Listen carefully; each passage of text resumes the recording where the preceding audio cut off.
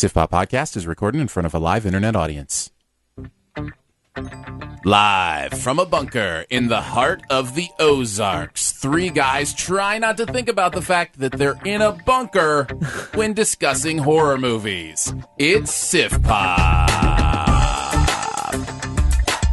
Bunkers get the bad rep nowadays, you know? Yeah? They need to bring back the good bunkers like tornado bunkers. Or have you seen the new egg bunkers for hurricanes?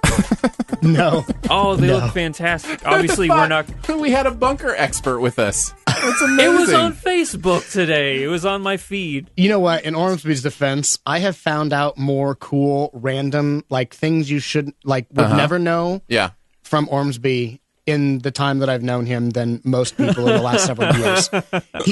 He's like an endless treasure trove. Like he's like Mary Poppins' purse. You just keep digging and more stuff comes out. That's amazing. You're like, beautiful. How'd you get that lamp you don't know in there? where? Yeah, that's right. There's no way that penguin umbrella fits in there. My Pull that out. mind is the singularity. Apparently, Nice. sir, including egg bunkers. Yes. Yeah. Well, welcome to SiftPop. We're streaming live on Mixlr every Friday or available to download later in your podcast feed. Unless, of course, you're a patron. Patrons get perks. Patrons get those perks. I'm Aaron Dicer from YourMovieFriend.com, and I'm joined by Andrew Ormsby from the Flick Freaks YouTube. That's hard for me to say for some reason. It's a tongue twister. Freaks. Ahoy! The Flick Freaks YouTube. Every week we'll be joined by a pop culture guru to chat about movies, television, and whatever else from the pop culture universe is on our minds. In today's Pop Culture Guru, it's Shawn! Woohoo! Shawn is back.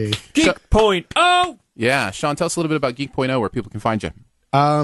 We are a technology and pop culture blog. So video games, music, movies, music twice because it's just that amazing. But I haven't seen much music stuff on your blog. It's because it's not a focus. Occasionally when something catches our eye, it has to be something that's, you know what I mean? Is there something in the music world about like Frank Ocean right now? Did he really? Apparently, and I could care less. The Apple community thinks it's the greatest thing ever, but that's why you don't see any posts about it on our site. But everything else cool. Everything else cool. Especially we have a hardcore focus on gaming, tech, and smart technology and the internet as a whole. So if it's geeky, we're there. Good choice to focus on smart technology as opposed to dumb technology. I think the dumb technology blogs are really struggling these days. They are indeed. I think, absolutely. Well, we're excited to have you back on. Shawn's been a guest before. We're going to talk the movie Don't Breathe. Okay. We're going to talk about a TV show. I think we call it a TV show. It's a web series. Series called Harmonquest. And then we're going to do Best Ever Challenge and, of course, have our buried treasure. But, of course, we like to start it out with a little bit of Do We Care? Mr. Ormsby, give us some headlines. We'll let you know if we care to talk more about them. Right. Did you think of the one or that we were talking about earlier? Or just jump right in? Just jump right in. Number one, Donald Glover is being eyed to play young Lando Calrissian in the Han Solo standalone film. Whoa. Yes, I want to talk about that. Yeah, let's talk about it. I definitely care. I care about. Just throw your smartphone anywhere. It's okay. That's how it becomes a dumb phone. That's how it becomes the dumb phone. Yes. That's right. Here's what I was hoping. I was hoping that they would still cast Billy D. Williams, and then it would be revealed that he has like Benjamin Button disease. He gets younger. This is the thing about the Star Wars universe doing the Han Solo movie that is kind of tweaking me a little bit. I trust them. You know, this new group of producers, I think, obviously Episode 7 was great. They did a great job with it, I felt. So I trust them so far. But, man, just the idea of kind of those winks and those nods, and if it makes sense for the story and it feels right, that's fine. But just thinking about, why does young Lando Calrissian have to be in it? Like, why can't we have, new characters around him? Do we have to have all these nods to, all the old ones? I'll counterpoint that because the idea of Lando Calrissian in the original movies, there was tons of subtext there. There was obviously a very, I don't know what the word you want to use, not troubled, but there was a tense personal pre-relationship before Cloud City. Yeah, there was obviously a history and so to the relationship. I think that's what they want to explore a little bit and I agree with you, that's not necessarily, I don't know that that's necessary, but this is Disney. And if there's a part of the story that hasn't been analyzed once before, they're going to make a movie out of it. Yeah. Because they're going to milk this for all it's worth. Here's why Lando has to be in the movie, and he has to be. Because don't forget, before Han Solo, Lando was the owner of the Millennium Falcon. Yes, he was. So we have to find out how Han got the Millennium Falcon from Lando, because he lost it to Lando lost it to Han fair and square. We got to find out how. You say we have to find out. I don't know that we do.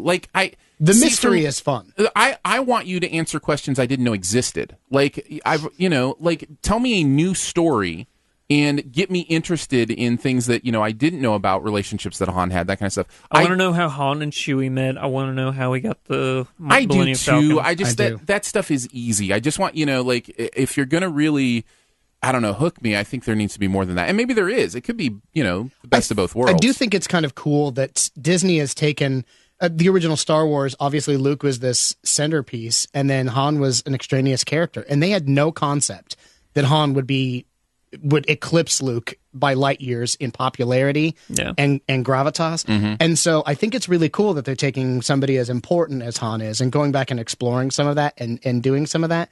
I understand where you're coming from, but I personally want to see some of this other stuff. Like Andrew, I want to see how Chewie and Han, how that relationship got started, because it's a deep one. Sure, no, I get it. It just ends up feeling a little like fan fiction. It ends up feeling a little But it's good fan fiction. No, you're right. And it's by the people who are doing it, so technically it's not fan fiction. It's, legitimate I also agree with canon. you that they're doing a great job. I love the fact that they're taking and doing completely new stuff. Like Rogue One. That's the balance. It's perfection. It's them saying, okay, we've got this, and everybody knows this, but we also want to explore some other sides of where all this was, when this was happening. I mean, we could talk about Star Wars probably for the full hour. We haven't mentioned Childish Gambino once in this conversation. Donald Glover? Yeah, well, yeah. What do you guys think of the casting? I'm not sure what to think about Donald Glover as an actor yet. I'm just not. He was fine in The Martian, right? Community. But he wasn't great in The Martian. He was serviceable. I think this is a great opportunity for him. I was going to say, I have a theory about actors. When it comes to roles they're put in, I think for a lot of actors, it takes that role. It takes the role that breaks them and make it out of whatever and makes them, realize their true potential. This could be the one that gives him, an identity. So I agree with you. Nothing exceptional stands out. He's not bad, but he was a blast in Community. He was so much fun in Community. Good. Yeah. But I just haven't seen that thing that makes me go, oh, I really want to see him in more movies. I like him, but nothing he's such beyond a funny character. You know what it is? Here's what I just realized this. So I'll go back to this, and then we can go on to the next one. I think it's the Star Trek thing, the Wrath of Khan thing, that has me, kind of tentative about really digging into Star Wars characters we already know, because I was so put off by a lot of what they did in the second Abrams Star Trek movie with the Khan stuff, where it seemed like fan service instead of just telling a great story. Absolutely, and so I'm just kind of nervous about that a little bit. Agreed. All right, continue on. Number 2, Dwayne Johnson has bumped Robert Downey Jr. off as the highest paid actor in Hollywood. Whoa, man, that's interesting. And it's funny because last year Dwayne Johnson was number 11. He more than doubled his earnings this year. That's so crazy. Would you have thought that back when he did was it The Mummy, the first time he really Scorpion King? King. It's so funny to think that he's doing that. And he's got the TV show now with Ballers on HBO. And you know what? That show's good. Yeah, that show's not bad. I like that show. Yeah. It's like an NFL entourage. And the NFL hates him for it. And they hate their players being on it because it paints them in reality instead of what the NFL wants you to see. Yeah. And they hate the fact that people are seeing the other side of what douchebags people can be once money comes to them. The NFL, man, they got some splaining to do about a lot of things. They do, man. Serious. I do love him, though, taking, Ballers, because it's a very interesting show out of it. Dwayne Johnson is absolutely one of the most likable, just personable, just kind, genuine. That guy is so full of life. And talk about busy. Man, the guy is up 20 hours a day. He starts his workouts at 3 a.m. He works out for 3.5 hours every morning. Dude's committed. He eats 12 pounds of fish a day, and that's just how he starts. I need 6 pounds of fish and 3 cups of coffee and a 3-hour workout, and then we can start. I don't do that in a week. I don't do that in a month. Yeah, if you go online and you look up the Dwayne Johnson diet, it's insane. It is. The guy's just, I think it's really cool that he's earned that spot. Who thought coming from wrestling, from a thing that I've tried to pretend doesn't exist for so long, that he could just build that much of an empire. So congrats to him. It's the charisma, and here's the little secret. He's actually a really good actor. Yeah, like if you've seen him in some of the stuff where he plays off type, he can pull it off. It's really interesting. What was the babysitting one? It wasn't the pacifier. That was Vin Diesel. No, that was Vin Diesel. Tooth Fairy or something like that. Tooth Fairy, yes. He was so good in that. Oh my God, was he good. That's one of my favorite movies of his. Yeah. What else you got? Number 3, I like this one a lot. Will Ferrell and John C. Reilly are going to reunite for the 3rd time as a dynamic duo in the upcoming Holmes and Watson film. Nope. I don't even want to acknowledge its existence. I do like those two together. I do too. Yeah. But not for Sherlock Holmes. We've got enough Sherlock Holmes. And not just even the properties that are called Sherlock Holmes. Like so many TV shows are Sherlock Holmes of law, of medicine, elementary. I mean, for goodness sakes, House was literally Holmes. Holmes. First thing that came to my mind. Yeah. I mean, House is another word for Holmes. Like However, and Watson was his friend, and good. Of course, it was good. House is my number 1 show of all time. I was just going to say it's one of my favorites ever. Well, here's a Dewey Care.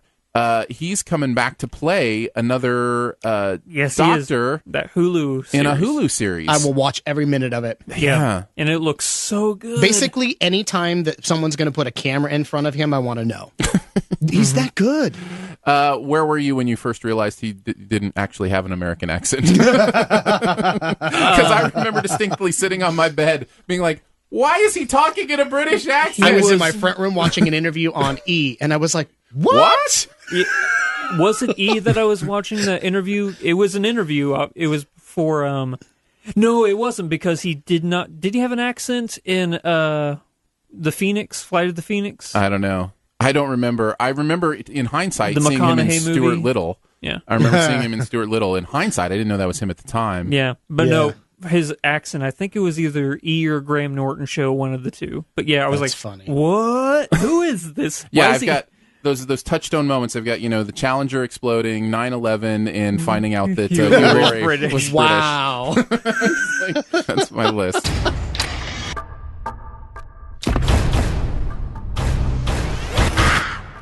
Well, guys, let's talk about the movie Don't Breathe. We all got a chance to screen it last night. This is, of course, a horror film about a group of very, very bad home robbers who try to invade the wrong home, and all sorts of crazy things happen.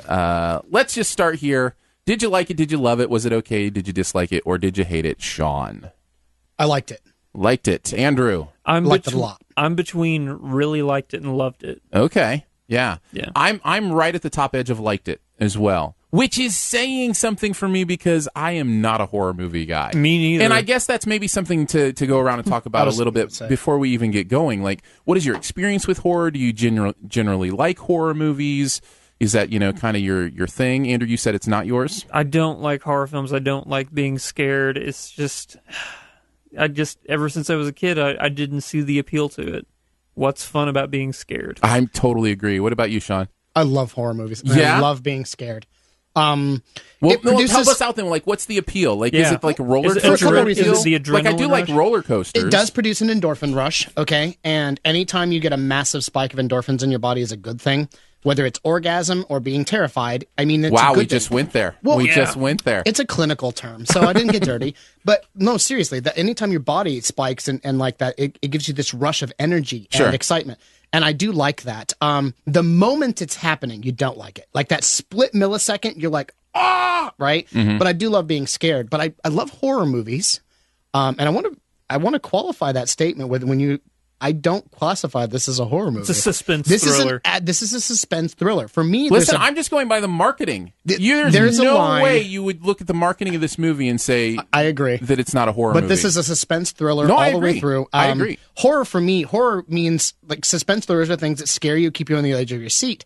The moment you grow into territory where you express something grotesque or horrific, in my mind, is when you go into the so you're thinking more like horror. You would think more like slasher films. Yeah, see, or horror movies. And I do love horror films mainly because it's hard to make a good one. Because everyone defines what's like truly scary and not cheesy, or, you know, like you can see it a mile away, differently. And so I love watching society's attempts, and we've gone through so many, like, you know, ebbs and flows. We've gone from Hitchcock's just straight suspense and, you know, shock in the form of like reveals, you know, to Rob Zombie's just blood and gore and guts and just blatant assault on your eyeballs and ears. Yeah. And they're totally different types, but they affect people differently. And so I do love horror movies. I think they're one of the most interesting types of films because of how many different ways there are to make them. I think it's interesting that we have this discussion first, and I think it's appropriate. I think you can still call suspense films horror films if they are operating in the same area of scaring the audience in that way. Because there are suspense films that are just about being on the edge of your seat. And then there are suspense films that are about scaring you. And I think those are two different things. Did you see Prisoners? I did see Prisoners. Where would you classify that? I would classify Prisoners crime noir. as a crime action. Because it's not a horror film, but it keeps you... I mean, it's solid suspense. Here's how I look at it. But it's not trying... Its point is not to scare you. I feel like the point of Don't Breathe... was to scare you. Is to scare the audience. Good point. Here's what I think. I think that horror is a main genre, and then suspense thriller is a subgenre of horror. Can be, yeah. Okay. So, and all that stuff. I mean, all that stuff can be fluid too. Like you know, it's hard to really where the classify. circles meet. Yeah, exactly. But I would totally agree with you that this is a movie that deals in suspense. And one of the reasons, and we'll just start talking about things that we liked in this movie, because this is the main one for me, I think, is there's no supernatural in this movie at all. Love and you just don't see that as much in scary type movies anymore, where it's just a real life situation that feels like, for the most part, it could actually happen that way. And, you know, the supernatural is left out of it. It is just about human beings and how scary human beings, you know, can be to each other. The first 5 minutes that they were in the guy's house, okay? The focal point of the film, not the first robbery. That's exactly what was running through my mind. I'm like, this is pure magic, because there's nothing supernatural. There's no demon. There's no monster. There's no axe murderer. These guys are committing a crime, and they're truly terrified of getting caught by the resident of the home who's sleeping there. And there's so much tension and suspense, and I'm like, I love this because I can picture this. This is real. Yeah. Yeah. Isn't that that's even much better when you're trying to scare an audience, if it's a position that they could put themselves in. As soon as you add a supernatural monster, you go, even if you believe in it, like even if you, let's, you know, talk like The Exorcist or something, you know, you believe in demon possession, those kind of things. It's hard to put yourself in that place in a way that feels as real as something like this. Because it's abstract, you can't see it. This is something, everyone's been through that grind before. How many people have got up in the middle of the night and tried not to wake anyone up because you went to go, you know, get a drink or whatever else, and you're worried about the floor creaking? This is all stuff that you can identify with, you know? You can feel. Can I use that to move into the thing I love? Yeah, sure. The sound design in this movie was phenomenal. Absolutely. Oh, it was so good. That was the main thing I took away, was obviously the homeowner in this film is blind, so he has to listen for everything to try and find these people breaking into his house, and just the creak of the floor or the breath and the gasps and, you know, the shuffling and the friction of clothing, and just I found myself just paying attention to the sound more than I was watching what was going on screen. And, well, I will say, even though that's probably true, the visuals are great, too. I was just going to say, the second part of that is not only was the sound design great in this, and it was so well done, but what really kept your eyes, like, just stuck on it and made it fantastic was it didn't fall into the normal horror movie tropes. There weren't quick jump cuts and shaky film. This was how you would see things. You know, I don't see life in that, in the way they do that in normal horror movies, you know, where the camera's vibrating or the quick cuts back and forth, you know. This was, I'm in this house and I'm watching her come out of the closet, you know, and I'm watching her creep along and I'm terrified, and I'm watching this all with the peripheral. And so the way it was filmed, you know, without the, I'll call them core cheap shots, for filming, and the sound combined together created for this incredibly tense, you know, experience. There were There were some jump scares in this movie. There were a handful of them. I thought they were used judiciously. I didn't feel like it relied on them too much. Jump scares, they are the pratfall of the scary movie world. They're the easy way to get a scare. Mm-hmm. I was much more impressed with this movie getting scares from just the atmosphere and the suspense and the way they shot the movie and the sound. Did you find yourself actually holding your breath in some parts? I didn't. I did. I was very aware of my breathing, but I didn't find myself actually holding my breath. I did find myself like you didn't want him to hear you? I didn't want him. No, this movie was great, and I think I liked this movie obviously more than you guys did. It sounds like it a little bit, yeah. And Stephen Lang, he's an amazing actor. He plays the blind homeowner. Yeah. Mm-hmm. So if you've ever seen Tombstone, that's probably the movie he's most famous for. That or Avatar. Avatar's probably, for the younger generation, Avatar would probably, but for people our age, probably Tombstone. Mm-hmm. But, man, he was so good. Can I talk about how normally... My favorite character in the movie. Normally in acting movies or horror films, the acting's not all that great. I thought the acting was really good. The performances are very solid. So good. The kid from what's he from? Alex from. For some reason, I don't know what he's in, but I recognize him. I keep feeling like he's been in every single Final Destination movie. Yeah. Oh, I keep thinking it's like the teen lit stuff. Like I keep thinking like what's the Maze movie? The Maze Runner. No, he's Maze not. Runner. He's not. That kind of stuff, though. I mean, like he's been in one of those, like Hunger Games, or he was in Prisoners. That's true. He was in Prisoners. That's right. What's the one I'm thinking of though? The Goosebumps. No, not Goosebumps. Although I Let do Me remember In. It was a teen lit one. I know it was. Alexander and maybe I'm wrong. And the Terrible, Horrible, No Good, Very Bad. That's what I definitely it. know from that. By the way, that's a surprisingly good movie. Yes, it is it? Yeah, it really is. I didn't see it. That's a Steve Carell movie, isn't it? Mm-hmm. Okay. Yeah, that's good stuff. But yeah, he was good. I felt like she was really good. The actress in this. Mm-hmm. The weak spot was probably their friend. Money. Money was a little over the top, but I think that's who he was supposed to be. He served his purpose, though. I think he was important to the storyline. Stephen Lang was absolutely, though, and what's great is he has the fewest lines. Okay, yeah. But he said so much more in this movie. The shots of him close up, of him blind, and then the ones in the dark. He was just so like gravitational. Like he was terrifying. Yeah. And he doesn't say much. He's not a monster. Completely human. Yeah, and that's that is exactly what I love about this movie. And this morning I was still trying to decipher whether I loved this or I just liked it. And this movie does such a great job with the moral play. Because here are these kids who are essentially dirtbags, okay? Mm-hmm. They're breaking into people's houses, stealing from them. But the subtext underneath, when you get to, and they did a great job of explaining backstory for these characters without going too in depth in it. You get to see their characters in this first break-in. So they break into this house. The one kid is totally, Dylan's character. I forget his name. Alex. Alex is so like, what's the word? He's clean cut and a good kid.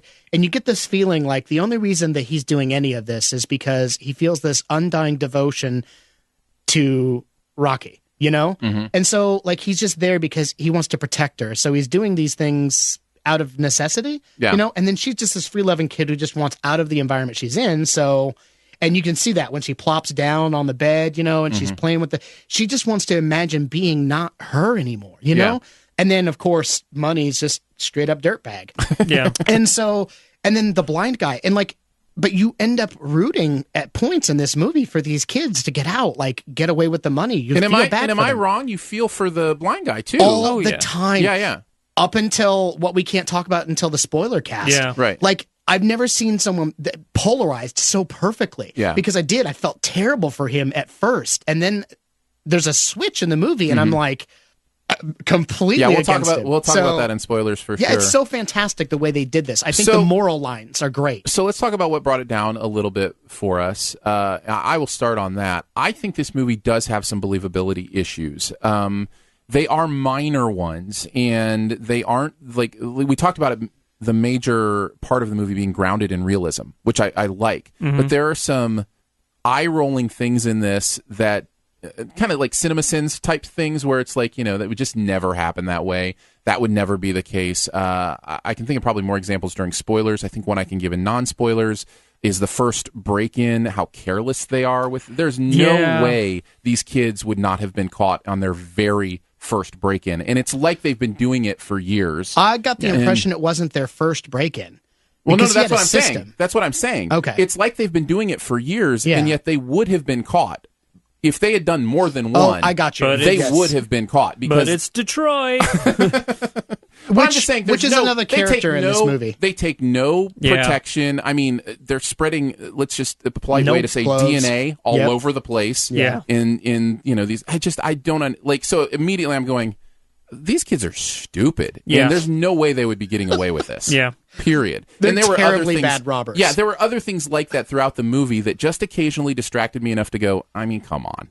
And then I'd be back to, the realism and the suspense and the stuff I loved. I like that what was you one said, thing for how me. Detroit itself is a character in this movie. Oh, most definitely. Yeah. Incredibly well depicted, too. As someone who's lived there, it's incredibly well depicted in this movie. Yeah, I mean, I'm a Michigan guy. You are. I've never lived in Detroit. My wife lived near Detroit for a while. But I guess I didn't feel like it was a character in the movie. I felt like it was a good setting, and I felt like they did well with the setting, but... They did a great job of showing... when they got to his neighborhood, they did it was almost a cameo that the city itself did, of how many houses in the neighborhood were abandoned and deserted. It goes to that thing of putting the movie and the story in a real human place. Yes. So it again speaks to how well the movie did to draw you into the reality of the He has situation. no neighbors, so all the insane amounts of gunfire that never hit anybody during the movie, and that's going to go to one of my issues, was never heard by anyone. So he felt carte blanche ability to do what he wanted because there's no one left. The city's virtually deserted. And then the other, You're right, A-Dub. It is like Wait Until Dark, the Audrey Hepburn movie. the Audrey Hepburn movie. yeah. Yeah, that's a good comparison. Yeah. From the live chat, appreciate that.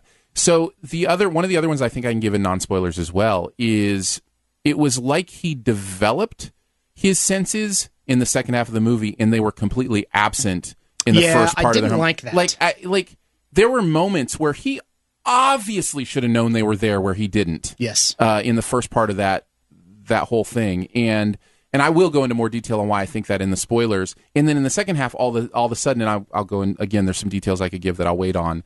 His sense of smell is greater, his sense of, hearing is greater, and it's like, it's because the plot needed it to be great at that time, and it needed it to be less great at the beginning. And so just that kind of stuff distracted me just a little bit.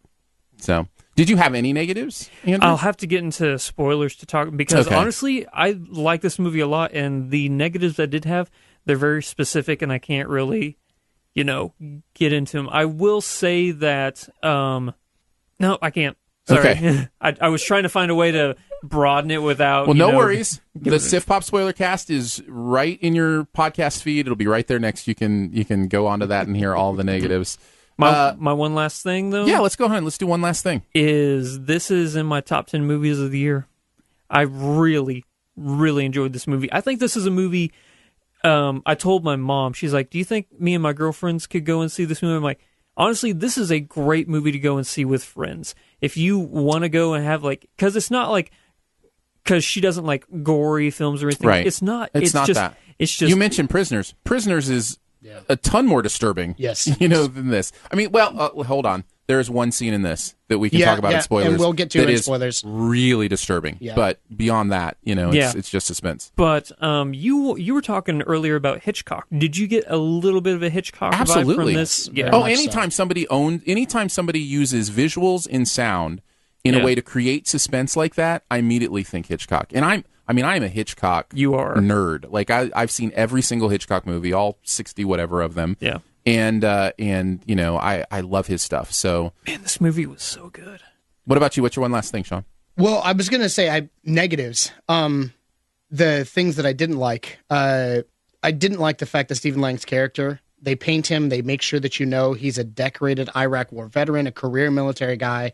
He's a combat veteran, and he's a combat veteran in a house with a handgun, and so many times. He doesn't hit what he's shooting at. And I know that builds the suspense. In the basement, he is blind, Shawn. Blind? Bear with me. In the basement, it makes sense. You're firing around all this stuff that's in the basement. But the scene in the hallway, No, I'm with you. The 3 that was foot one of wide my hallway moments as well. with a hand cannon, by the way. Yeah. You would actually have to be a good shot not to accidentally hit someone. And so there were little things like that. I'm like, oh, come on. And I know, it's maybe being too granular, but. Well, that's the kind of stuff I'm talking about. I think this movie has those little details along the way that just distract you enough to, to pull you back. And the absence of senses. I kept thinking, one of the things as I was going into this movie, I was like, I love the concept of this, because when I saw the first trailer, I'm like, this is genius. Why has nobody done this movie yet? Yeah. Because I'm thinking, here's a guy who's blind, and so he lives his life by his other senses. And so he'll be so much more scary because he can hear, almost, super hearing, and his sense of smell. Then he's in the closet with this woman behind him doing and stuff. Doesn't even know she's there. And he develops a sense of smell later in the movie when he sniffs her shoes from 2 rooms away. Yeah, I was gonna wait till spoilers for some of those details. But we'll get into spoilers later. But yeah, I love my one more thing, honestly. This movie is one of those that creeps up on you. Like, they did a great job of building of what it is as a horror movie, but all of a sudden you get to this point in the movie and you don't realize how tense you are. You know what I mean? Yeah. At one point I was literally leaned forward. I was in a leaning back chair in a recliner, and I suddenly realized I'm sitting all the way up. Like, that's the sign, edge of your seat. That's well done. It does. It's well done. My one last thing is, I think I would say this movie maybe has 1 or 2 twists too many. Like, there are just a couple towards the end that I was like, that's it. And we can't get into it till spoilers, so maybe I'll talk more about it there. But yeah, I felt like it kind of the story is great, it's interesting, but I didn't need it to be as twisty as it was. I got you. So that was me. So if you had to give it a grade, where would you land? B plus A minus. Okay. Numerical or whatever you want to do, man. Whatever the Shawn version of grading a movie is. I honestly think this is a 7.58 out of 10. 7.58. Yep. Now, is that 7.5 or 8 or 8 or 7.58? I'm leaning more towards 8. 8.0. Okay. Yeah. I didn't know if you meant 7 and 50. 7.58. 7 and 58. Gotcha. Like, man, that's really specific. Man, you're granular, dude. No, definitely towards an 8. Is really, I think we're really all good. kind of in the same place. I would give it a B. Yeah. So, somewhere around that range. Yeah. So, yeah, I think we're all in about the same place. And again, I would say if you like suspenseful films, I think this is the one you're definitely going to want to see. If you can't stand the fear stuff, then, And it might, for me specifically, it might be the fact that since I'm not a horror guy, that I found a movie that is a horror film that I like, that might have something to do with it, because obviously it's a genre I'm not a fan of, so whenever one does come along that I'd like, maybe that's why I'm gravitating more towards it. Yeah. But, yeah, we'll had a great time. Yeah, it's going to be a fun conversation, our best ever horror movies, when we get to the best ever challenge. It's going to be fun. One I could definitely see myself going and seeing again in theaters. I could definitely see myself seeing this movie again. This is a great movie. When you said, was it your mom who asked? Yeah. This movie is perfect, and it was made for a theater full of people. Because of the reactions and because of the tenseness and how quiet, like normal horror movies you go and see, I've not seen one where the crowd was as quiet as this. And granted, there wasn't that many people there, but you could hear a pin drop during this movie a number of times. And that's part of that sound design, but that interactive action with your audience part, it's so quiet at certain points that I could hear myself breathe. You wouldn't even have to have the super hearing of a blind man to hear a pin drop. In the theater. Not, sir. It was that quiet. I did appreciate also the one point in the movie where one of the characters was getting ready to tell somebody else not to do something, and they went, "Don't," and I was like, "Breathe," because that's the end of the movie. And he went, "Run," and I was like, "Good job. You didn't have to say the title of the movie. You said, don't run instead." Nicely done. Yeah. Going to take just a second to let you know if you want to support what goes on here at SiftPop. We certainly appreciate it. We are Patreon supported through a podcast network called Shoe the Dough. So if you go to patreon.com/Shoe the Dough, give like $1 a month or $3 a month or $5 a month. There are some perks that go with it. In fact, we had a conversation before the podcast started about our first horror movies that I think we're going to include on Patreon this week for patrons only. So you can go check that out and listen. And again, just like $1 every month or $3 every month. And it really goes a long way. It really does. And in fact, the podcast wouldn't be happening without it. Yeah. So thank you so much for doing that and for being a supporter. If you've never thought about it, maybe go give it a look and see if you want to help out. Patreon.com/shoethedough to help out.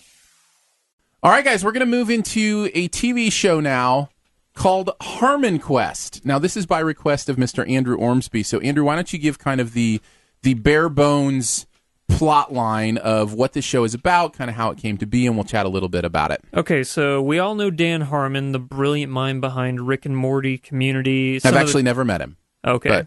But I do know of him. You know of him.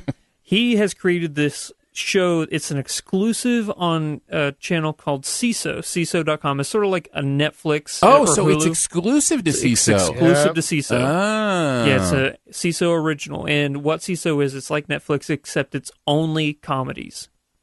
And what it is Dan Harmon gets a whole bunch of his friends together, and they record themselves playing tabletop. Like a Dungeons and Dragons type of game. Exactly, yes.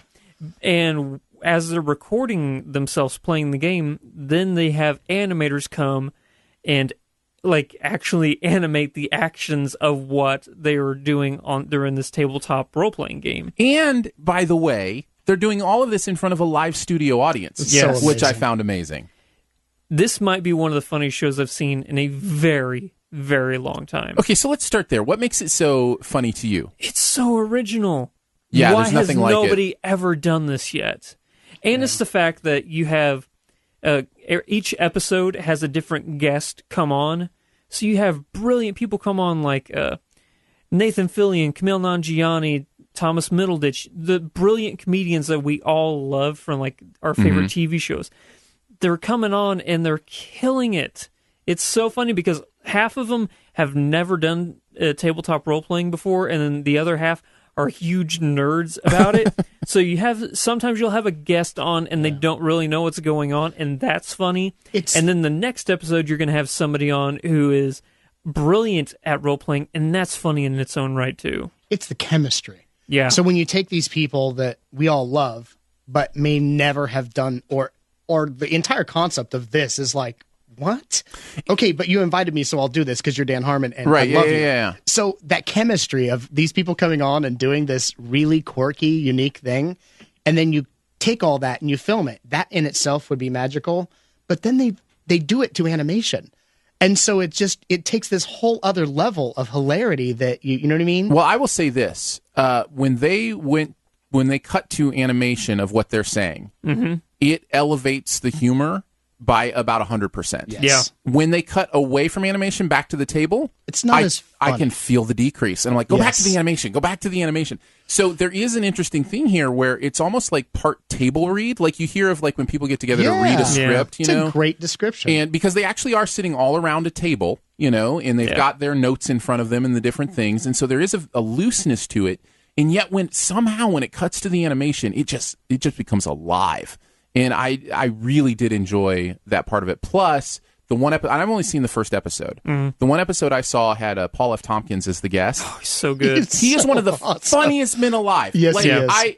Paul F. Tompkins has been one of my favorites for a long time. I was so happy to see him, and just elevated it for me even more to see him there. But it's interesting because, and just to give a little more kind of background on what's happening here. So you've got the God character who's kind of in charge of the RPG, who sits at the end of the table. And, he is telling people what is happening, but they are impacting how the game goes as well. They are saying, okay, here's what my character is doing. They're making up. So it's almost like they're telling a story together. So there's an improv element to it. Yeah. There's an improv element to it. There's a table read element to it. There's an animation element to it. So yeah, I think all that together makes it, at the very least, interesting, and for me, really, really funny. Yeah. So I had a good time with the one episode. It actually gets to the point where you care about these characters that they've created so much that you just want to see them succeed, and it got, for me at least, to the point where I just could not stop. I had to know what was going to happen in the next episode. So the plot stuff actually kicks in for you, where it's like you actually want to know what's happening. I want to know if they complete the quest. I want to know if that's interesting. It's so good. And see, I'm not there yet. It killed me when Paul F. Tompkins died. Yeah. So spoiler alert. Yeah, but that was hilarious. Another thing I really like is parts of this. They really get into it, and there's this fluid motion of them just going point to point to point where you feel like, all right, they're really going, and then all of a sudden they just stop, like, wait a second, can we do this? And then they stop, and then they have to talk to Spencer, the game master, and then the animation stops too, where they're just like stopping. That's and the they're brilliant looking stuff. around. Yeah, that stuff is brilliant. Where the animation is, there's a part in the first episode where the character, they're in animation, and the character is saying something like, "Wait, can we do that?" You know? Yeah. And then he says something like, "By the way, this is Dan Harmon talking, not my character talking." Yeah. And so then it cuts back to the table, and it's like. That was funny. That was really genius to me, to kind of see kind of those moments in it. But yeah, so tell me this: how much of this show exists? Like, how much of there, out there of this show to take in? One season so far, and I think there a full season, a complete season, one full season. Yes. Okay, about how many episodes? 10. Okay, I believe it's 10. And they're in the one I saw was about 23 minutes long, so they're probably all in that 20 to 30 minute range. Mm-hmm. Yeah. Kind of typical sitcom range, 10 shows. So, I think the first episode's a little bit longer because they have to set up, explaining everything. And then the next one, they just bring in a new guest star, and then they just keep rolling like that. So there's no explanation at the beginning of each episode. They have like reset up. No, it's a continuous story. Like from each episode. Is it the same day for them? Did they record all of this on one day? I don't think so. Okay.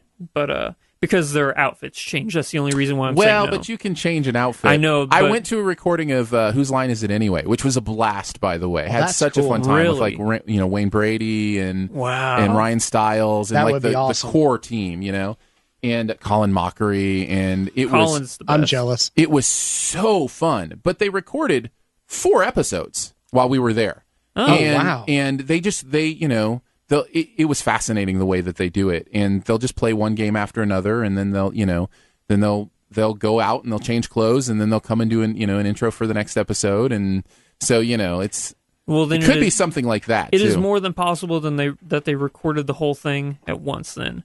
But man, I'm probably going to watch it again. Hey, let me ask you this. When I play games with close friends, and we play intense games or whatever, there's arguing sometimes. Like there are little like tiffs where it gets a little tense. Like that does that ever happen in this? Oh yeah. Does it? Yeah. That kind of makes it more exciting to me. Like that feels very real. Where they're trying to sabotage each other's characters, it gets to that point. But do you ever sense like there's something real underneath where like they're really upset it's a petty. It's all petty. Okay. And that's really what. And sometimes the guests come on, and then they're just petty because I'm just going to be the butthole character. And, it's so good. Never know what's going to happen. Well, I've also heard Dan Harmon kind of has that personality, too, where he won't put up with... I know there were some rumors about stuff on, behind the scenes on Community and different things that happened, but... Yeah, with him and Chevy Chase and... Yeah, that kind of stuff. So I wondered, maybe if it got real there for a second every once in a while. It never gets, like, where they're really mad at each other. It's like, well, fine, if you're going to be like that, then I roll a slap in the face to you, or I'm going to fart in your food, stuff like that. Childish. I can't imagine. Fart in your food. Okay. I have 4 boys. That has actually never come up at our home. I was just going to say. Of all the things, I just never had somebody want to, pass gas in my mashed potatoes. Yeah. So it's just never happened. You're going to have to beep that out. On that note. All right, on to the best ever challenge. We're going to talk about the best movie ever in a particular category. Each of us going to pick our top 3 horror movies of all time. Could be interesting considering 2 of us don't even like horror movies. Yes. So we'll go number 3 to number 1. We'll chat about them a little bit as we count them down. Shawn, you're the guest guru. That means you get to go first. What is your number 3 horror movie of all time? Number 3 is going to be Silence of the Lambs. Okay. Ooh, good call. And the reason it fits well with Don't Breathe because Silence of the Lambs did something I'd never seen a horror movie do before, and it's the scene where they're in Buffalo Bill's house when he kills the lights and they're there in complete darkness.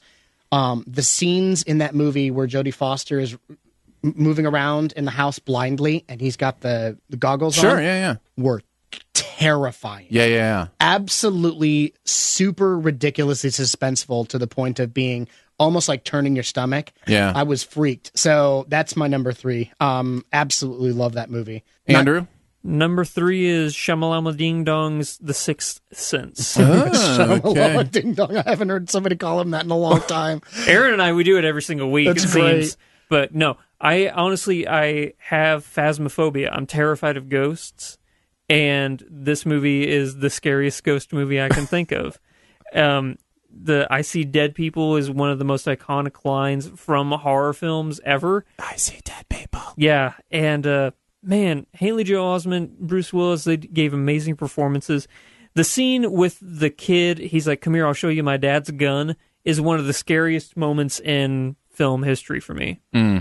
I get goosebumps thinking about it. You know, that's so interesting. I didn't even think about M. Night movies being in the horror category, again, because I classify them more as, suspense, but no, I absolutely think Sixth Sense is a movie that is meant to scare you. Yeah. So I think it should be included. Good job. My number 3 is a recent movie that I would give a little bit of a discernment warning to, because it's definitely deals in some very adult themes about sexuality and those kind of things. It's called It Follows. Yeah. It Follows blew me away. It is a movie about the consequences of sexuality. It is a movie about how your sexual decisions follow you through your life. It's got these very deep themes in it, and it's also shot gorgeously and very beautifully acted and done. There's some really unique stuff with the time setting of this movie, because it almost feels like it's supposed to be set in the 80s, but they kind of have like cell phone type devices because they need it, for the plot and different. So it's almost like it exists in a parallel universe in some ways, which is fine because it's so metaphorical and it is very scary. The villain or the creature in this movie, I find, is one of those creatures that the pursuit of you is not a fast pursuit, but it's a constant pursuit. Mm-hmm. And so it's just kind of nothing. Yeah, something like that. So I think It Follows would be my number 3. Let's head to number 2.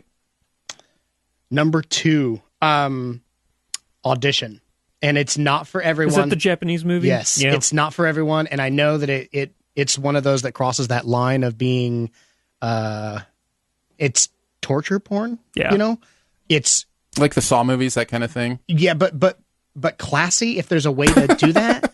Like, the Saw movies are just pure exhibitionism for the purpose. Yeah. Is it the Burlap Sack movie? It's the needle. Yeah, it's truly, truly disturbing. The woman in that movie, I will never watch it. The woman in that will movie never watch it. Terrifies me. Absolutely terrifies me. It is the one. Torture porn is the one genre I just like Hostel. I can't get anything good out of it. I can't come out of it going, here's a good reason I saw it. There's absolutely nothing good that comes of this movie. Yeah. Nothing. There's no good resolution. There's no, you got to. It's absolutely terrible from the moment it starts to the moment it ends. And it disturbs me and scares me every time I think about it. Yeah. What about you, Number Andrew? 2, Spielberg's accidental masterpiece, Jaws. It's a horror movie. Stretching the genre. Oh, Jaws is absolutely a horror movie. Absolutely. From Jaws the get-go. No, you're right. It's so interesting how those classics don't feel like horror movies to me, but you're absolutely right. So, I don't know if you guys knew this, he did not mean for it to be as subtle, the shark Bruce to be as subtle as it was. He wanted there to be more shark, but the animatronic shark that they built kept malfunctioning, so that the way they filmed it is they could only do the fin and stuff, like coming out of the water every now and then. So the fact that you don't see the shark a lot in that movie is because the animatronic kept breaking. So he accidentally made one of the greatest horror films of all time. It was supposed to be a lot of movies are like that, though, great, right? Though. Yeah. It's great that technical limitations actually improved his movie. Well, that's a common thing. Limitations create genius. Yeah. I mean, problem solving is one of the main ways we come up with new ideas. And for everybody out there, the reason why Bruce in Finding Nemo is the great white shark is named Bruce is because it's named after the shark in Jaws. Yep. So. Number 2, name's Aaron. Bruce. Hello, Bruce. Number 2, Fish Aaron. are friends. Fish not are food. friends, not food. Also food. Like 60 pounds of fish a day. My number 2 is Cabin in the Woods. Another recent one, and I love meta. I really enjoy meta movies, and this movie did meta in a really clever way. and how it revealed its meta-ness to you. Yeah, and and it is so meta. It is meta on top of meta, and I had a really good time with Cabin in the Woods. Such a brilliant movie too. Yeah, very smart. It's Whedon, right? Extremely well done. With Whedon, just Joss Whedon. Yeah. Oh man, his brain. So. Yeah, Cabin in the Woods is one. Again, if you can stomach the more adult nature of the scares and the horror stuff, and it's Inception levels of meta. Yeah, and they kind of, because it's meta, they make light of that stuff. Like there's making light of the sexuality of horror movies in this movie itself. So yeah, there's some interesting stuff there. I don't know about you, but that was one of the rare movies where I went in to see it not knowing anything about it. So whenever I got what was going on, I'm like, oh, this is brilliant. Right? Yeah. And there are little winks and clues, through the first part, of the movie that you're like, what was that? What's going on here? And then as it reveals itself, it's just very brilliant. Yeah, because you think it's leading up to being just the most cliched horror film of all time, but then how they play off of that makes it goes from being totally dumb to being brilliant. Mm-hmm. And honestly, I think that's really hard. Yeah. To take something so stupid and then to make it as brilliant as they did. And I think great performances as well in something that you think is going to be so cheesy, and then you end up really caring about, some of these characters and what's going on. And I think all around it's good stuff. Yep. All right, we're at our number ones. We haven't had a repeat yet. Did you give your number 2? That was my number 2, Cabin in the Woods. Yeah, okay. All right, number 1 horror movie, best ever horror movie for you of all time. Exorcist. Okay. Still terrifies me to this day. I've seen it 1,000 times, and the theme itself will make my skin crawl. Can't eat pea soup to this day. It's so incredibly well done. The combination of tension and suspense and Reagan's character. The girl is amazing in this movie. I don't know. It's hard for me to put exactly why, because it's been eclipsed by so much grosser and more twisty and more grand movies. Yeah. But its simplicity is what makes it so terrifying. When you've seen so many parodies of the twisting head and again the pea soup, the projectile vomiting. And so many movies since then have bit off of it as tropes too. Right. And so what you forget is that the movie itself is actually pretty grounded. Like there's a reality to The Exorcist that because of all the parody, it's kind of like I feel the same way about The Matrix in some way too. All the parody that's come in the copycatting that's come afterwards has made you forget how intensely real it felt at the time and how fresh it was. Yeah. So yeah, The Exorcist is a fine choice. What do you got, Andrew? Number 1, the scariest movie for me of all time is John Carpenter's The Thing. I haven't seen that, actually. That's on my list of shame, yeah. So funny, because it's on so many people's lists, and it just doesn't do it for me. I Really? enjoy it as a piece of film. Wasn't scary ever for me. Beyond, hands down, the most terrifying movie I've ever seen in my life, to where, to this day, his work with practical effects is unparalleled. Nobody on the planet can do better practical effects than what John Carpenter can do. Since you haven't seen it, I think everybody knows the Petri dish scene. Well, and I'm not going to see it. Like I don't plan on seeing it. Okay. Unless it. I don't like horror movies, so it's not like they're my biggest ones to seek out that I haven't seen. The reason I saw it is because I love sci-fi, and I went into it expecting more of a sci-fi movie than a horror film. And I still see it as that. Oh man, this movie is scariest movie of all time. What makes it so scary? Like, what is it that? Like, is there something in it that allows you to put yourself in it in a different way? Not at all. It was the pure isolation. They're in Antarctica. There's no possible help coming for them. They are on their own. They have to deal with this on their own. The creature is so scary.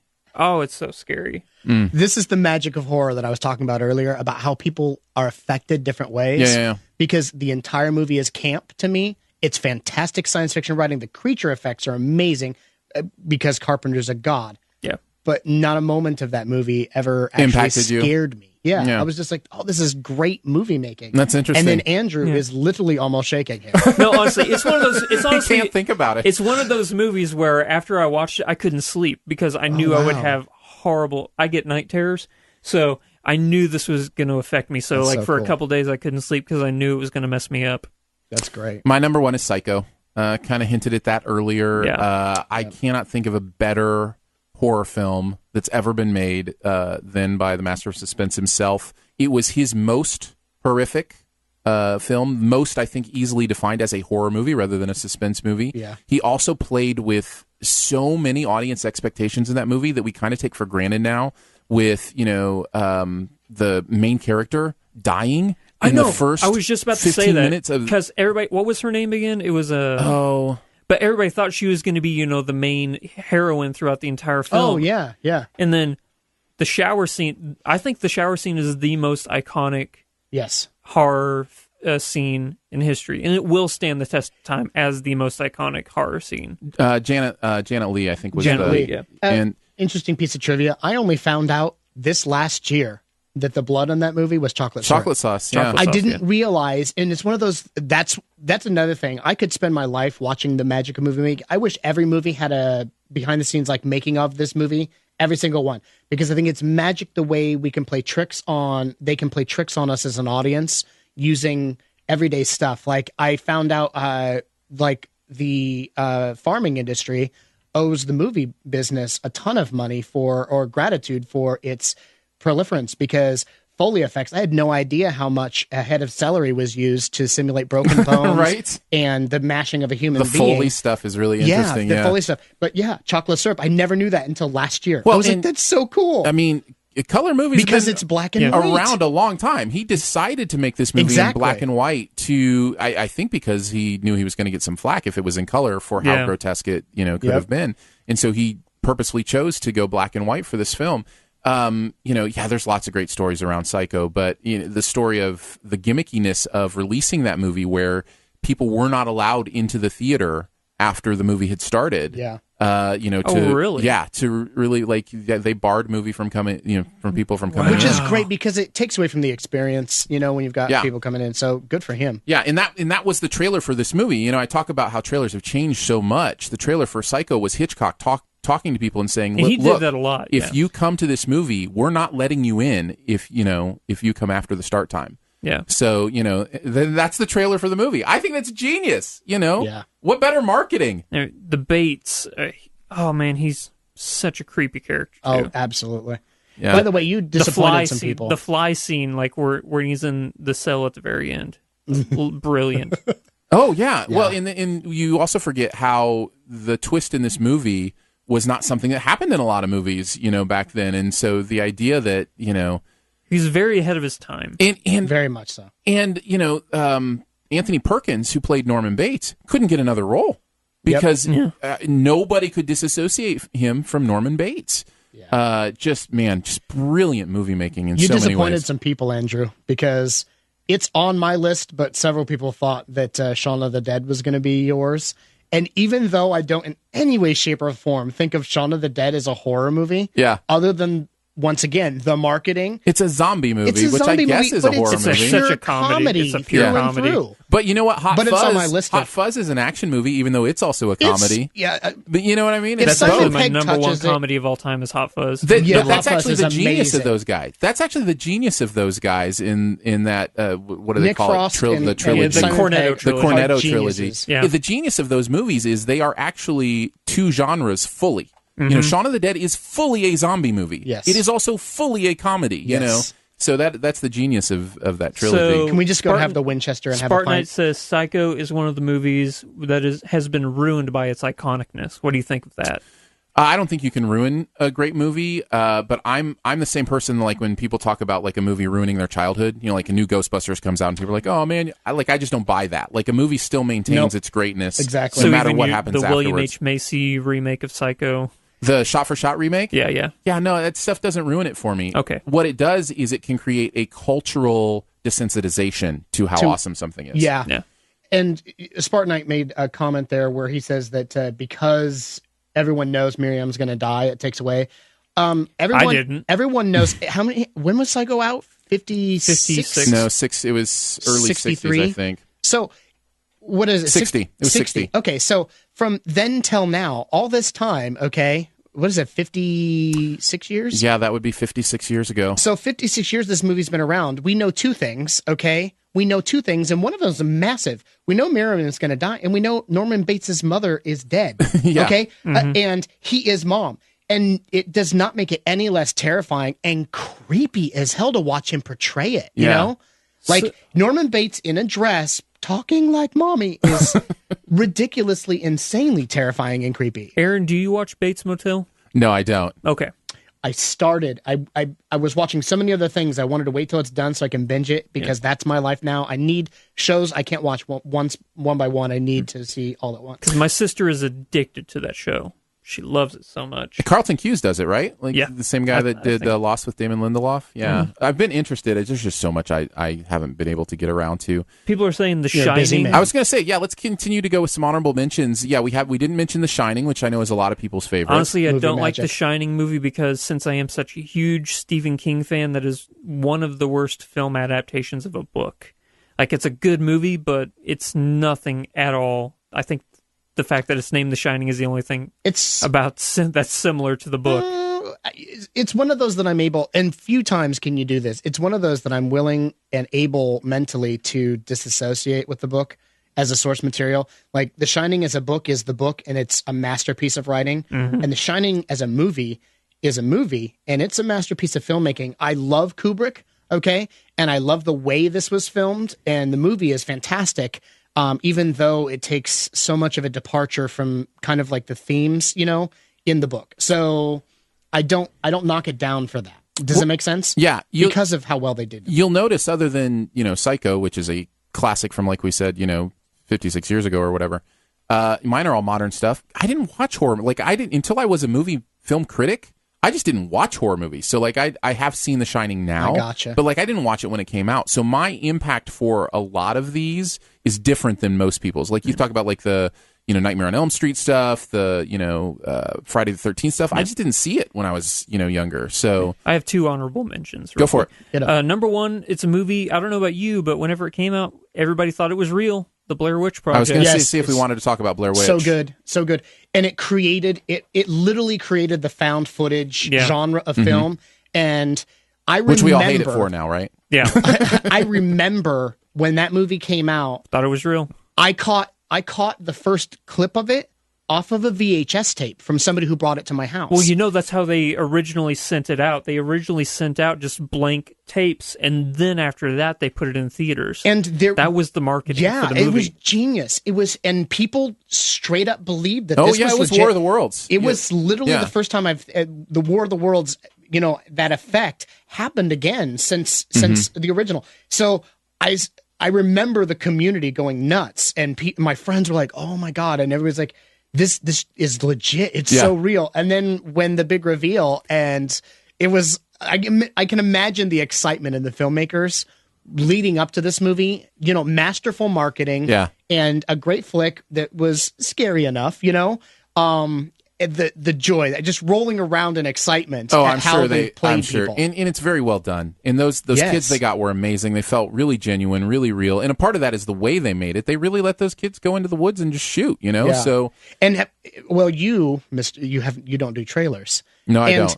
And the trailer itself for the second is evidence of why certain movies should not be allowed to be done by other people. Because the trailer itself is a joke. Like everything for Blair Witch? For Blair Witch 2. The second one. The second one. The one they're doing now. To be honest, I didn't even know there was a second one. So that was one of the trailers you missed last night. It's trash. Oh, it's happening now? Yes. Like 2016, they're making another Blair Witch. It comes out this year. Oh, I thought you meant there was some lame sequel that came out like a couple years afterwards. No, this trailer just came out like 2 weeks ago. People must think I'm the most ignorant movie critic, but I purposefully decide not to know like what's coming up so I can experience it. But yeah. So my last honorable mention, and actually I'm surprised you chose It Follows over the Babadook. I just wanted to say that. I didn't like the Babadook as much as most people. I loved the Babadook more than I loved It Follows. It's tense. But anyway, my last honorable mention is actually number 4 on my list, but it got beat up by The Sixth Sense because phasmophobia. But Alien, Ridley Scott's Alien. That's a good choice. Mm-hmm. There's no light. It's a dark movie. Like literally, it's a dark movie. So the shadow work and the xenomorph is one of the most horrifying creatures of all time. Oh, for sure. Yeah. Absolutely. Yeah. The one we haven't mentioned that I would mention, speaking of meta, is Scream. Scream is one of those movies that, honored the genre by making fun of it and also being it, you know, and especially that first one, I really do think there's some really smart movie making in that. Yeah. So I would mention that for our honorable mention. That's really all I have. I'm not a huge... Yeah. Or I guess I would also mention maybe The Evil Dead, especially the... See, I think those are comedies. No, they're horror comedies for sure. Yeah. Have you watched any of Ash vs. the Evil Dead, the new show? So good. Oh, yeah, that show is so good. I just started watching it, so that's why it's kind of fresh on my mind. But Bruce Campbell, man. Brilliant. Honorable mentions. Reanimator. Okay. Fantastic film. Campy horror. It's so ridiculously implausible and yet terrifyingly creepy. And The Ring.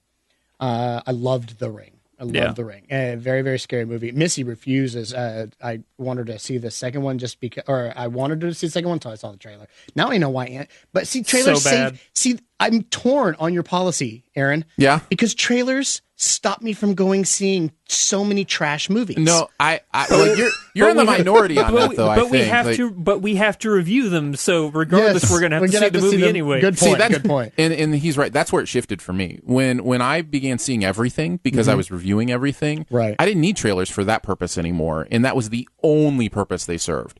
Other than ruining movies for me, was to let me know, do I want to see it? Do I not want to see it? Giving away reviews. And really anymore today, pretty much people know the movies they want to see or not want to see before they come out. I don't think that's true at all. Because, I do. What was a movie that I had no... Okay, Creed. Mm-hmm. I love boxing movies, and I love Rocky, but whenever I heard that they were making a new Rocky movie and it was about Apollo Creed's son, I'm like, oh, this movie's going to be trash. And I wouldn't have gone to see it. But I'm so glad I did. Yeah, but don't you feel like you have a story that's the same where you saw a trailer and were like, oh, I need to see that, and it was bad? Well, everybody has that, yeah. Well, that's what I'm saying. So, it's still a crapshoot. Like, it's still, you don't know if the trailer's telling you the truth. So, I would rather just stick with word of mouth at this point. Even if I wasn't reviewing everything at this point, I think I would still not see trailers and just rely on my friends who are like, hey, this is a great movie. You should go see this. Okay. Rather than the trailers. To each their own. If I didn't watch trailers, I wouldn't have a YouTube channel. Yes. People who love Charlize, to each their own. Thank you. A round of applause? Yes. Anyone? Yeah, right, you'll get it. Fine. Okay, good. All right, quickly, let's get into our buried treasure. Each of us with one thing that we have from the pop culture world that we might want you to know about this coming week. Andrew, why don't you start? So, my buried treasure is a little thing called fantasy football. So I guess that's pop culture. It is definitely pop culture because it's so nerdy. It is very nerdy fantasy football. Are you already drafting, or our draft is tonight?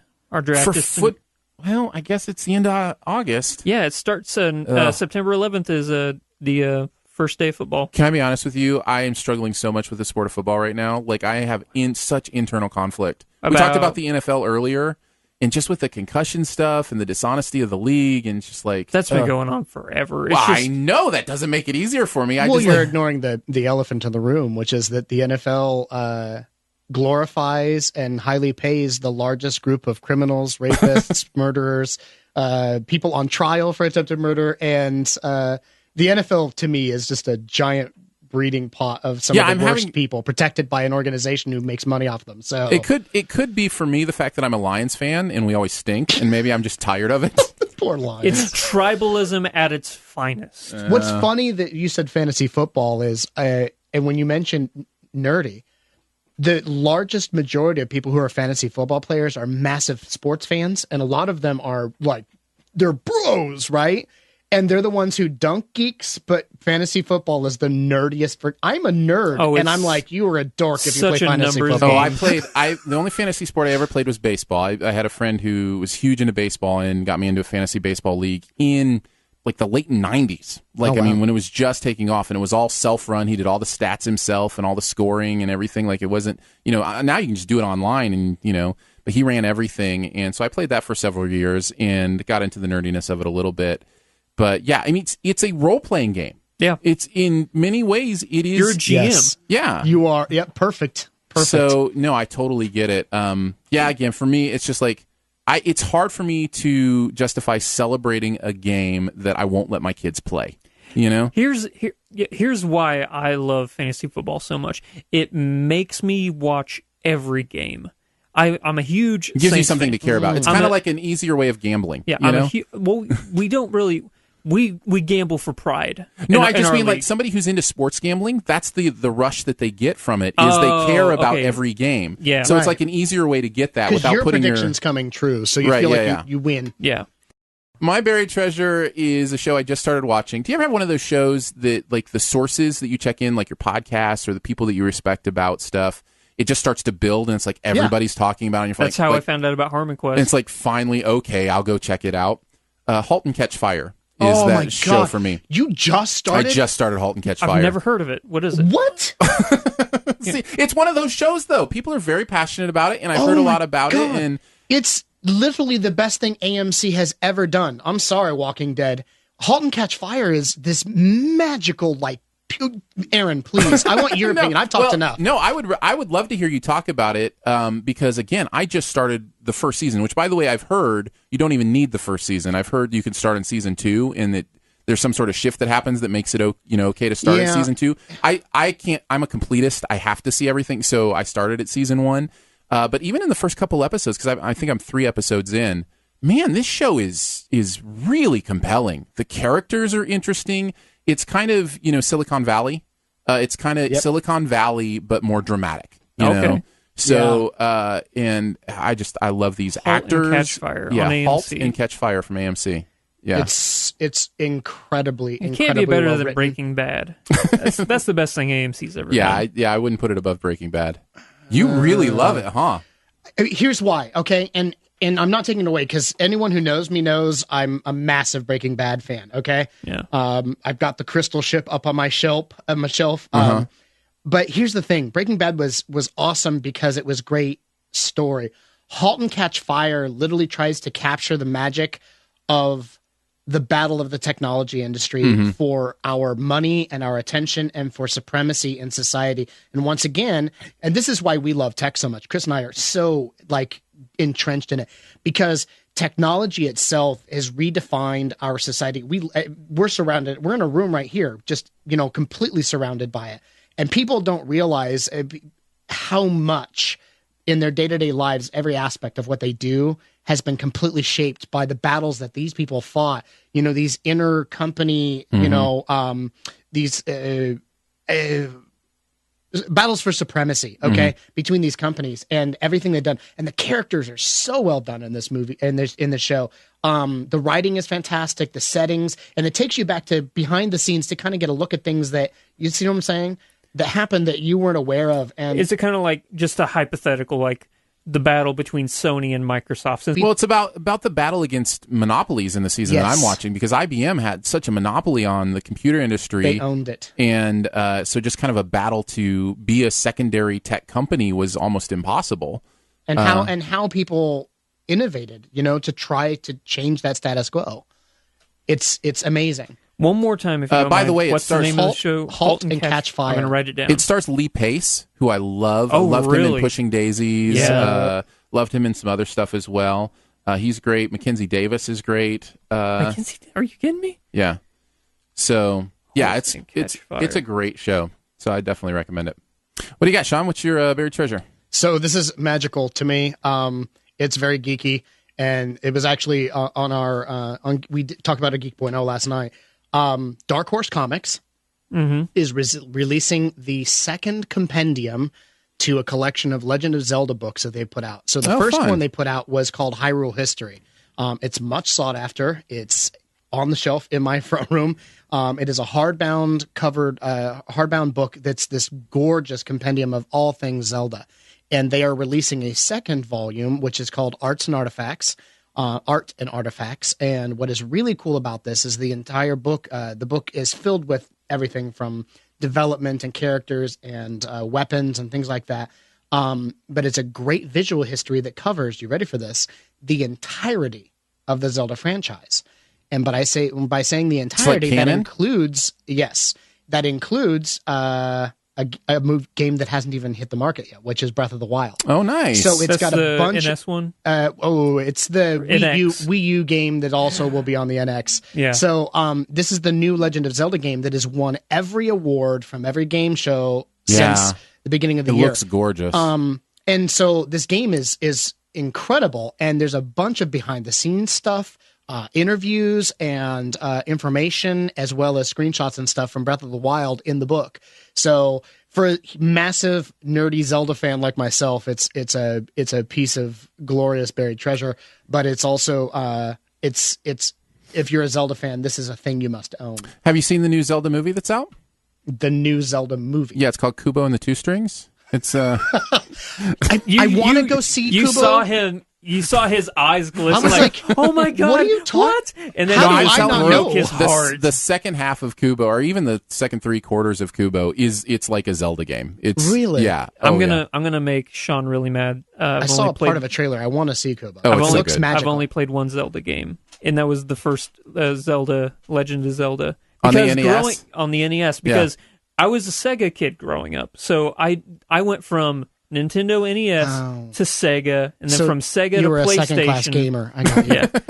I got and you. then from PlayStation, I went to Xbox, and I've been an Xbox guy ever since the original Xbox. So you and I we'll have you on Geek.0, so we don't hijack Aaron's show, but we will have to have a discussion. I am sort of a vault or encyclopedia of the war between Sega and Nintendo. Nintendo is an interesting company. They're brutal. The decisions they make, some of them I shake my head at and go, what are you thinking? Others of them I shake my head at and go, you guys are geniuses. Yep. And it's just like I've never seen anything like that from a company. It's a daily thing for them. By the way, can we call the story of Zelda the Ganon canon? Can we just make that a thing? You are now my web hero. Show now. You're not my hero. Why is that not a web show? The Ganon canon. The Ganon That's canon. fantastic. I don't know. We can all eat yogurt, maybe Danon. I'm giving you a raise, Aaron. Thank you. I appreciate it. Wow. Thanks so much for joining us today for SiftPop. It's part of the Shoe the Dough podcast network, by the way. You can find out more about other live and later shows on the network by following the feed at mixler.com/shoethedough. Huge thanks to today's guru, Shawn from Geek.0. Thank you. Thank you very much for having me. What do you got going on? Where can people find you? What do you want them to see? Everything. We are working on a bunch of new stuff. You guys can find us on all of the social medias. So that's Facebook, Twitter, Instagram, YouTube at whatever it is /Geek.0. And that's Geek, POINT 0, the number 0. And please check out our website, geek.0.com. Everything geeky, pop culture, tech media, everything that's happening in the world of tech, gaming, movies, a little bit of music. But we are massive gamers and nerds at heart. We cover everything from, like I said, video games to toys to you name it. And we love what we do. We love what you do, too. We love that you're here. Yeah, Thank you so much for I was just coming on and your hanging out. podcast the other day. Absolutely. There's two of us.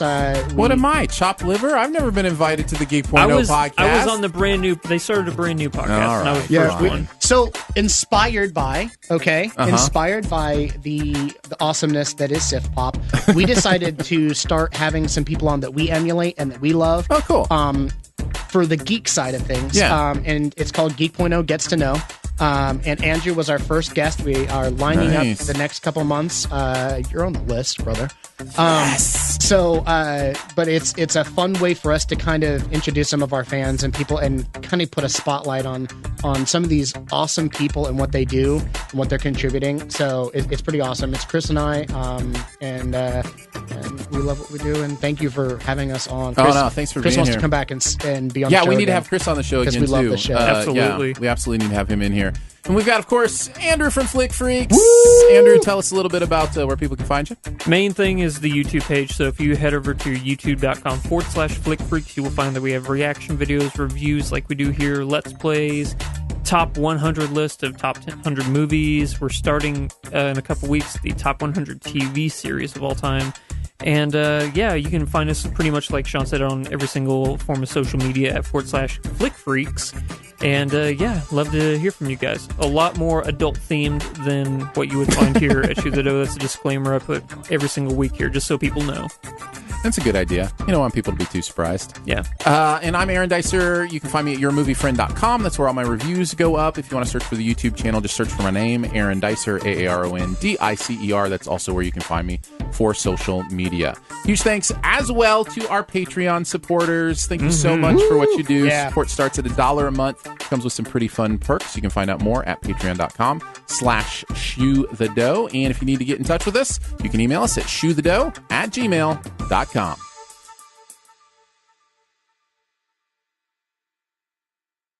Dwayne Johnson made $64 million. Earned it. So what must that be like? I would like to have from everywhere. He's a charitable guy. I would love to have what he pays in taxes in a year.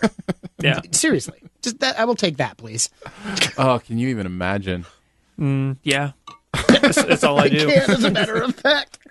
I've already got a list of all the things I would pay off. Yeah, it's exactly. In fact, I have been imagining bills.